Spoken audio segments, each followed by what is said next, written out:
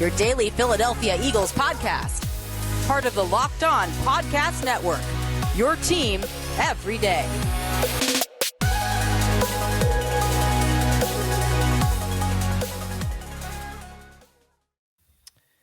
Thank you for making Locked On Eagles your first listen each and every day. I'm Louis DiBiase. He's Gino Camilleri. It's Locked On Eagles, your daily Philadelphia Eagles podcast. As always, part of the Locked On Podcast Network, your team every day. It's a Wednesday edition of the show. And so what we're going to do on today's podcast, normally on Fridays, we've been doing Locked On QB1, where throughout the season, we took a deep dive into Jalen Hurts, his performances, talked about the future of the position, talked about the short term as well.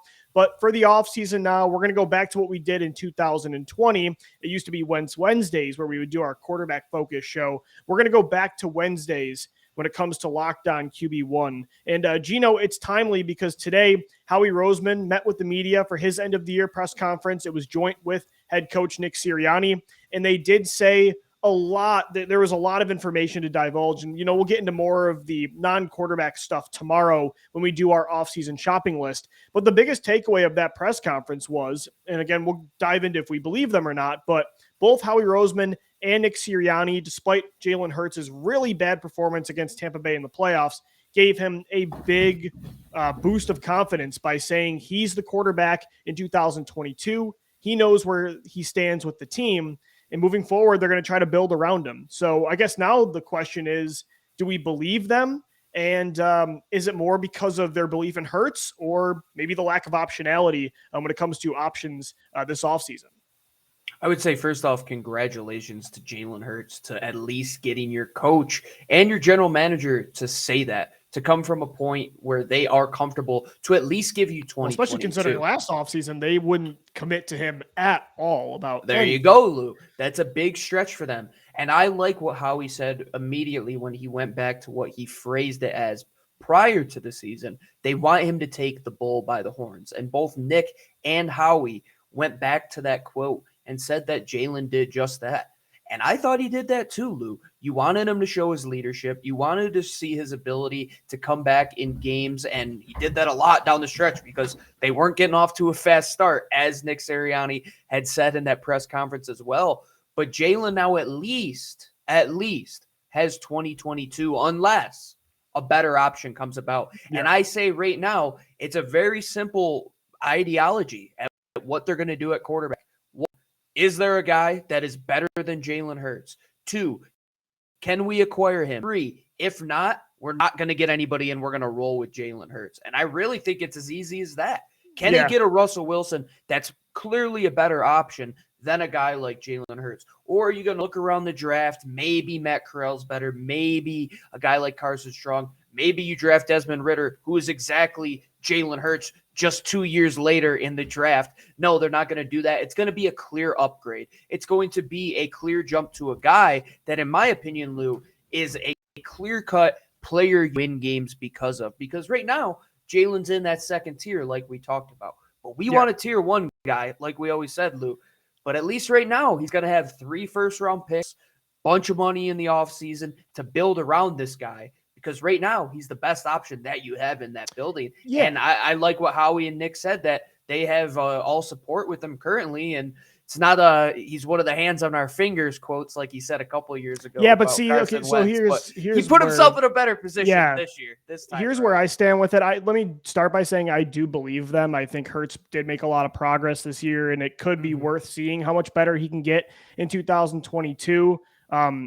Again, whether the motivations behind that is it because of their, lack of optionality in the offseason. Russell Wilson, I doubt, is going to be available. And if he is it going to be, is the Eagles team? He's going to be available? I don't think Seattle's going to trade him. I feel like they're going to meet his demands. And even if he was available, I can't really see him saying the Eagles are the team I want to go to. So is it more, if he's the guy, is it like you said, is it more just the lack of a clear upgrade? Or is it because they really do believe he can be better? Because at some point, even with these prospects in the draft, at some point, if Jalen is not the guy, you have to, because the Eagles are not going to be picking in the top 3 anytime soon. Eventually, you would have to take a risk on a guy potentially with more upside that is more of a risk. So it is an interesting back and forth that I can't wait to see what they do all offseason, because, again, I do believe them. But, Gino, at the same time, the Carson Wentz comment he made last year, the Sam Bradford comments he made after giving him a contract extension in the 2015-2016 offseason, talk is talk. I do believe them, but actions are going to speak louder than words. Mm-hmm. And when they did ask him about a potential trade for a quarterback with those 3 first-round picks, he didn't, Howie Roseman has no incentive to close the door on anything, and he really did keep that open. So, again, like you mentioned, if they did trade for a guy, would I be surprised at all? No. But do I believe that right now their focus is on Hurts probably being the guy for another year? Yeah, I do. I absolutely believe that as well, Lou. And I think having that rookie contract that Jalen Hurts has is one of his best friends, because you're going to have a guy at a position where it usually costs you $35 to $40 million after you extend a player. And you go back to the whole Russell Wilson idea. Are you willing to eat all that contract space? Are you willing to eat all that cap space? Or can we move forward with a guy who showed bits of development, who showed he could improve his accuracy year over year, who showed that he can make steps even game after game? And that's a guy that, hey, if he has a wide receiver core like a guy like Joe Burrow, right, Lou? Like, you have T. Higgins, you have a guy like Jamar Chase, and you also have a Tyler Boyd type. They don't have that in Philadelphia. I mean, we have some options, don't get me wrong, but they still need more weapons in the arsenal, and at least get it behind a center, a guy who can make those throws and at least do something to keep these guys in a position where they can be evaluated. And the offseason is going to be all about optionality. And they're not going to take a step backwards at that quarterback position. And Peter asked me this yesterday before I went on his podcast, Peter Bukowski of Locked On Packers. He said, let me ask you this. Does a guy like Jimmy G or Kirk Cousins really blow you away? And I said, no, that's a lateral move. And I don't want to make a lateral move. Mm-hmm. I want to make a move that's going to take us up. I want to make a move that's going to put us in that upper echelon. But right now, with the resources that they have, Lou, building around Jalen Hurts and seeing if you can help the defense, seeing if you could sources possibly at that wide receiver 2, wide receiver 3 position. That's what I would like to see at this current moment in time, because as it stands, there isn't a generational Trevor Lawrence type of guy to just go out and trade all 3 picks to move up for. Again, I agree with that, but don't you agree at some point, though, and maybe this isn't the year because Hurts still can improve more, but at some point the Eagles are probably going to talk themselves into a mid-first round prospect, because you're not going to, next year, you have no shot at Bryce Young or CJ Stroud. Like, I got news for you right now. They're not picking in the top 5. So eventually, like the Chiefs did with Mahomes, like the Bills did with Allen, the Ravens did with Lamar, you probably, and maybe this is not the year, and I probably see that coming for sure. Mm-hmm. But at the same time, I think eventually you're going to have to do that if Hurts isn't the guy, because I don't see a veteran star quarterback coming in the next year or two. We really don't know in the NFL, Lou, honestly. Like, I don't know what's going to happen, but you're right. Look, let's say that is the way that they have to go. I'm at least waiting through 2022 to get to 2023, right, Lou? And Howie even said that if the board falls, they're willing to move back to 2023. It's something that we've heard whispers of throughout this season as well. And I could tell you what, look at the one position group that is clear and away better and at a much more important position, and it's quarterback. And you and I like guys in this draft. We like Malik Willis. We like the Carson Strongs of the world. But we're talking about a move where if you have to go into next season, is a rookie Carson Strong going to give you a better option than Jalen Hurts, who now is moving into almost his 3rd year of evaluation, and he is in a position to where it's, if he does well, he could be the guy, or if he doesn't, we have an excuse to move on. So I think giving him 2022 is, I think, an easy cop-out for Howie Roseman, because 1, you're going to see if he's the guy, and 2, if not, hey, we wash our hands and we're out of this situation. I think that what today did, it did not rule out a trade for Russell Wilson if he wanted to come to Philadelphia and if he was available, that kind of thing, if they wanted to kick the tires on Deshaun Watson again. But what I think today did probably do is, and again, nothing is guaranteed because actions in the NFL speak louder than words for sure, but it did feel like today did maybe put an end to any sort of draft talk for a quarterback. But we'll definitely dive into it more. This is Locked On QB1 on your daily Philadelphia Eagles podcast, Locked On Eagles. Gino, tell us about our good friends over at Built Bar. And every time we're watching the Eagles and anytime we're talking about the draft, anytime we're doing a mock draft on our phones, because Lou and I, we're addicts. Don't get us wrong. We're addicts. It's an understatement. But one other thing we're addicted to is these freaking Built Bar, man. I can't get enough of these things. It's the new year, and it means strap in for your New Year's resolutions. Built Bars, they might taste like candy bars, but they're actually a very good, healthy bar for you. Low in carbs, low in sugar, low in calories, high in protein. Take them when you wake up. Take them before bed. Take them before you go to the gym. Take them literally any activity you're doing. It is great because they taste delicious. They're covered in real chocolate, and there's peanut butter, mint brownie, cherry barcia. All you have to do, go to built.com, type in the promo code LOCKED15. That's LOCKED15 and get 15% off your order to cash in on some of these delicious Built Bars. I'm going to tell you that we're not going away and we're not going to be not talking about these things for a long time. So get a Built Bar. We're going to keep talking about them. We're going to keep eating them. Strap in right now. Built.com. LOCKED15 is the promo code.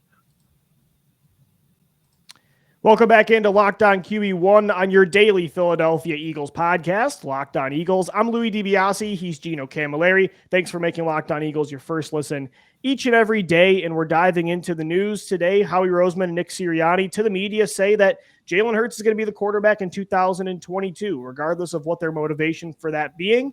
Most believe them. However, they did not completely close the door on trading for a quarterback like Russell Wilson. They were asked multiple times about those 3 first-round picks and, having an interesting situation where normally you don't have that kind of ammunition.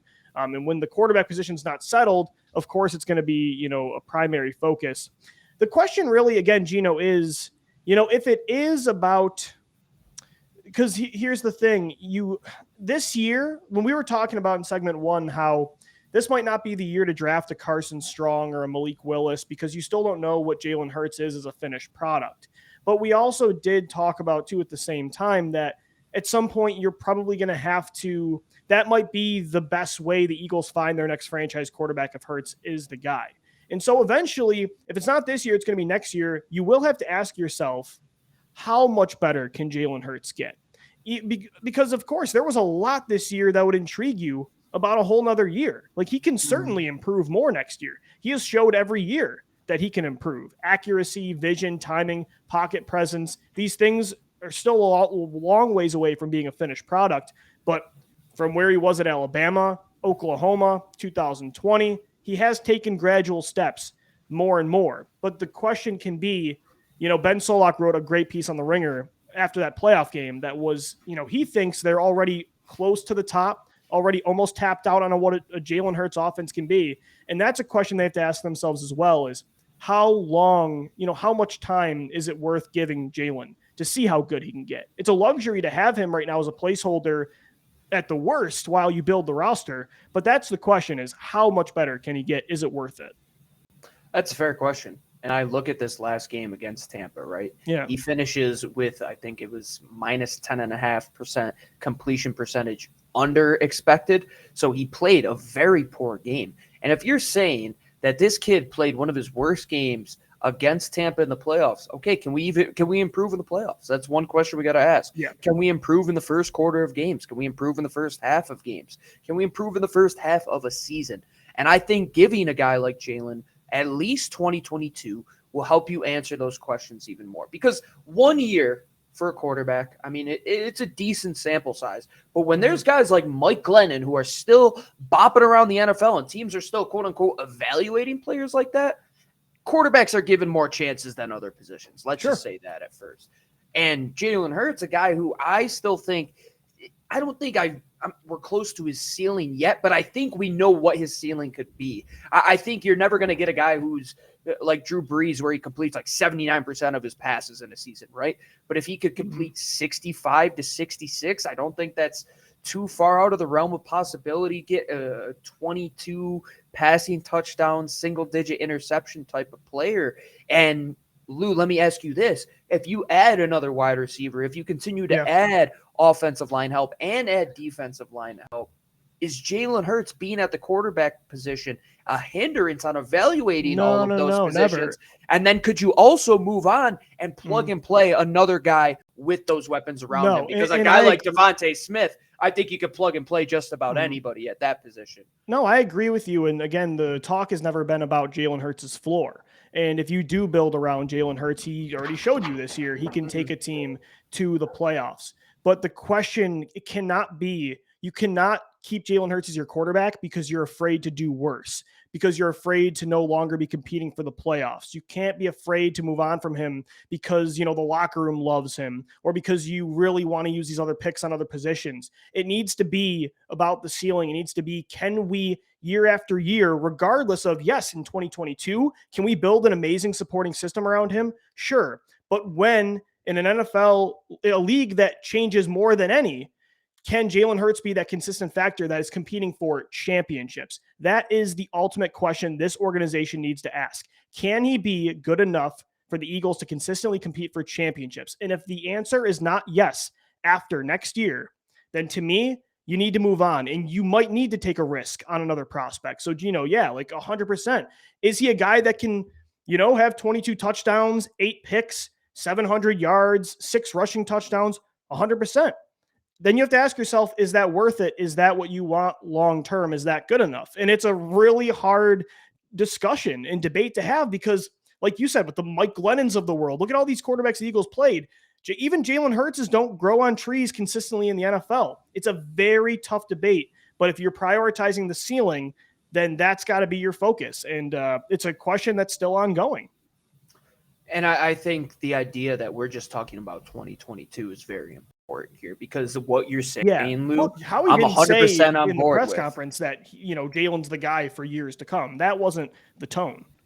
And you always have to read Howie black and white. You have to take Yeah, what he says and just read it as he says it. He knows what he's doing with the media, man. I will say though, Lou, I thought he held himself much more accountable this year, much on the way out this press conference. I thought he held himself in a much higher regard. It seemed there was a better synergy between him and Nick, and they really are on the same page. So I hope and fingers crossed that what he's saying really does carry over into this offseason. And I like the idea, and going back to what you said, the optionality, Lou. Like they're going to keep all of these options open. And the idea that Jalen Hurts don't grow on trees. We always talked about, like, what is Jalen's ceiling? Like, could he be an Alex Smith? Well, yeah, Alex Smith just left the NFL a year ago after his leg was completely almost torn off his body because teams are still trying to get out of quarterback purgatory. So the Eagles, if they find out that Jalen's not the guy, they're going to be a team that is quick to cut bait. They did it with Sam. They did it with Carson, and I believe they would do it with Jalen again. And they're going to see next year in 2022. Yeah, and like Alex Smith, San Francisco replaced him with a guy with a higher ceiling in Colin Kaepernick. Then Kansas City did the same thing with Patrick Mahomes. So Jalen Hurts needs to be more. Again, that's the theme is like you want the motivation for your quarterback decision to be about championships and not just settling, right? And I don't think this Eagles team is. And that's not our discussion at all. And I don't think that's like where we are on this spectrum. We want that championship. What you and I have said for the last how many years, we don't want to be a Jeff Fisher team. We don't want to be an 8-8, a 7-9 team. No. We can't afford to sit there. We have to either know we have a guy or we don't have a guy. But to say that we know that Jalen 100% is the guy wouldn't be fair. But to not give him 2022 also wouldn't be fair. So I think right now, Howie's playing the cards that he has in his hand. He's not trying to bluff. He's not trying to get, I would say, Howie-ish on the matter. He's doing what was presented to him. He has Jalen there. He can add guys that even if he does, he doesn't have to draft a particular player to play beside a guy like Jalen Hurts. The offensive line is going to be the offensive line. He's going to get wide receivers that can play. He's going to get tight ends that can both catch and block. So even if they do have to move on in 2023 and take that shot for a Patrick Mahomes, take that shot for a Colin Kaepernick type player, Lou, you guarantee Howie Roseman will roll the dice. But it's not going to be until he at least has some more examples to go off of with Jalen Hurts, who deserves 2022.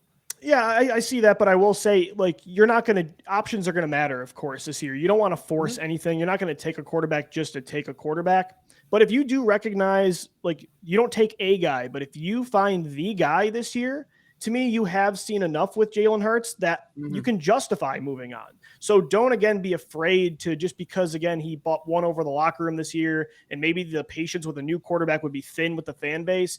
Don't let those motivations, again, deter you. And again, I'm confident this organization wouldn't let that happen, that they're going to do what's best for the long-term future, because, they don't care about how things look. They signed Sam Bradford to an extension in a big contract to Chase Daniel. And 8 days before the season, they said, nope, rookie Carson Wentz is going to start. And last year, the finger talk with Carson Wentz, and then traded a few weeks later. So it's going to be such a fascinating offseason. And before we take a break, I was listening to the Move the Sticks podcast the other day with Daniel Jeremiah, and Rick Spielman, the former Minnesota Vikings general manager, joined the show. And they were talking about this exact thing, quarterbacks, roster building philosophies. And he mentioned, when you don't have a star quarterback, you can trip into the playoffs and win a game or two every so often, like his Vikings did. But the margin for victory becomes so much smaller. And, you look at the playoffs, he said, can you get through the gauntlet of quarterbacks in the playoffs year after year? And if you don't have that player, you got to keep finding them. And he really learned that the hard way. And with the Vikings, I mean, Gino, they made an NFC title in 2017 with Case Keenum. And then when Kirk Cousins didn't pan out, that star roster, it didn't matter because they didn't have that guy. That's really what it comes down to. And ultimately, that's what Howie Roseman, and especially the owner of this franchise, is going to continue to try and do. And they made that decision, that yes or no decision. Do they believe that Carson could take them into the future? And they said no. And something you and I thought was an easy yes for the most amount of time. And here we are, all of us, every Eagles fan, thought the same exact thing, that Carson was the guy. And then a couple weeks later, we know what happened. But I think that's a great quote. The margin of victory to go, like we said, after we lost to Tampa, from good to great is so small. There's so many good teams in the league, Lou. How many great teams are there? How many of them are there? Maybe 2 or 3? And that should be the motivation. And that's got to be the motivation. We'll continue to get into this coming up next. One final segment right here on Locked On Eagles. And guys, today's show is sponsored by betonline.ag. BetOnline would like to wish you a happy new betting year as we continue our march through the NFL playoffs and to the Super Bowl. BetOnline remains the number one spot for all the best sports wagering action for 2022. New year and a new updated desktop and mobile website to sign up today and receive your 50% off welcome bonus on your first deposit. Just use our promo code LOCKEDON to get started. From football to basketball, hockey, boxing, and UFC, right to your favorite Vegas casino games. Don't wait to take advantage of all the amazing offers available for 2022. Had a heartbreaker on Monday night. Cardinals-Rams had a big parlay in place. I got my Cooper Kupp touchdown, James Conner touchdown. I hit on the Kyler Murray passing yards,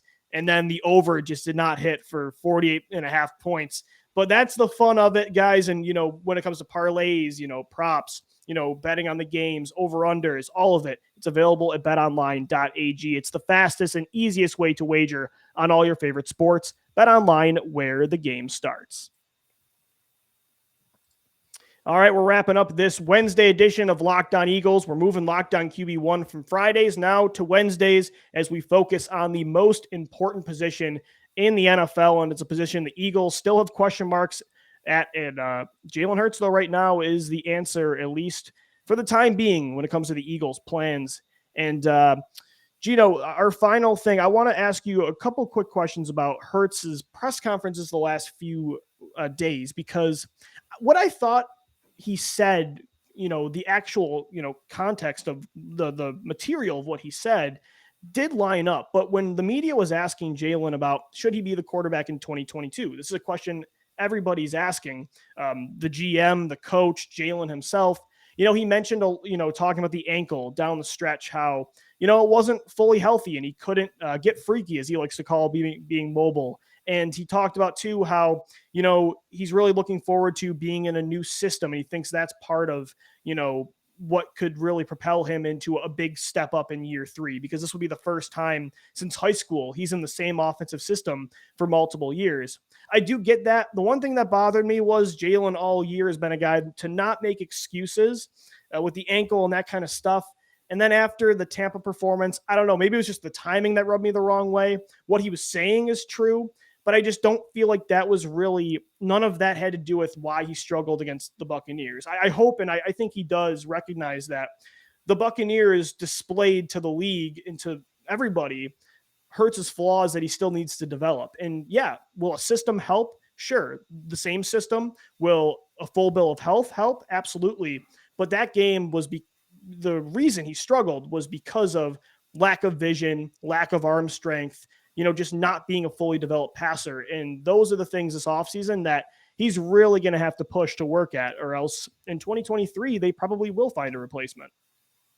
And Nick Sirianni had said that today, and I thought one of the themes about this season was the slow starts. I mean, starting 2-5, then starting slow in all of these games after that New Orleans game, and inevitably it comes back to bite you in that Tampa Bay game. And Nick said in his press conference that they haven't had that talk yet, the Jalen to Nick talk about what he wants him to work on. And I'm sure those exact things that you had said, the vision, the ability to keep his eyes up, to maneuver the pocket, are going to be some of those issues that he talks about. And I would just say it was one of those things that's like a timing thing, because all of a sudden, once the season ends, these guys are like, oh, yeah, I played with this, and this injury. But it's just like the walking boot the minute he comes out of the game. Yeah, I know. That kind of drove me nuts. You are an NBA guy, too, so you always read into stuff like that. That's yeah, I can't help it. I kind of sit back a little bit. I'm a journalist, man. This is what I do. I read too into things, maybe.